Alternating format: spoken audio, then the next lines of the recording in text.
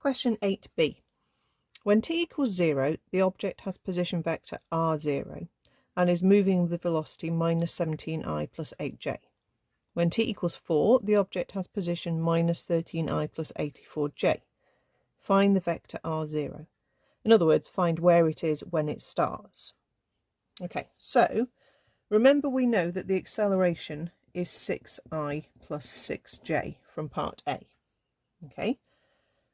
When t is 0, the velocity is the u. So u is minus 17i plus 8j. When t is 4, it's at this point here. Okay, but that is not its journey that it's done in the 4 seconds. Okay, that is where it is now. But remember, if it starts from a non-origin point, okay, where it ends up depends on where it starts. So let's not write down that vector for s. Let's write down t equals 4, and we are going to work out the journey vector. Okay, so that's important that you see the difference between a position vector, which is where it is, and a journey vector, which is the route it goes along. So when you do Suvat with vectors, the s that you work out is the journey. Okay, let's use s equals ut plus a half at squared. You can absolutely use Suvat with vectors as long as you don't try and use the v squared equals u squared plus 2as, because you don't want to be squaring vectors.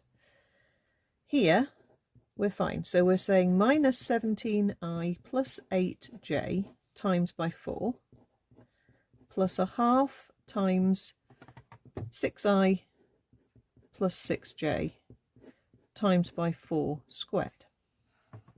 Okay, so let's just work each term out. So we get minus 68i plus 32j. Then a half times 4 squared is a half of 16, which is 8. So we've got an 8 to times out the bracket with. So that's going to give us 48i plus 48j. And we can just add the i's to get minus 20i and add the j's to get 80j. So that is, remember, I'm going to write it again, the journey.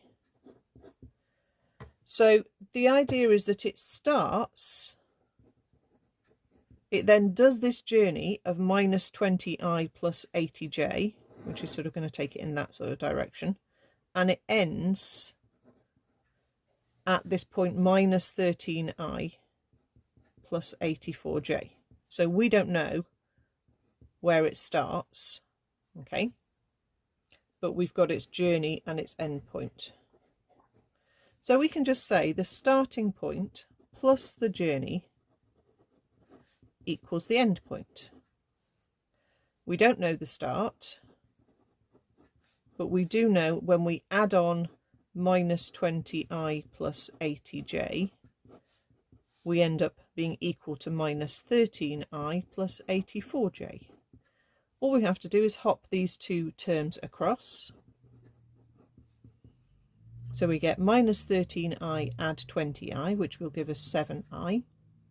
And we get 84j take away 80j, which is going to give us 4j.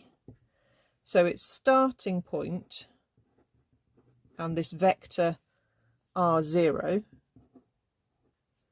is the coordinate 7, 4, or the vector 7i plus 4j. So remember, a position vector is just another way of talking about the coordinate compared to the origin. Okay, so we've got that as a vector representing where it is when it started, which is exactly what the question is asking us to find.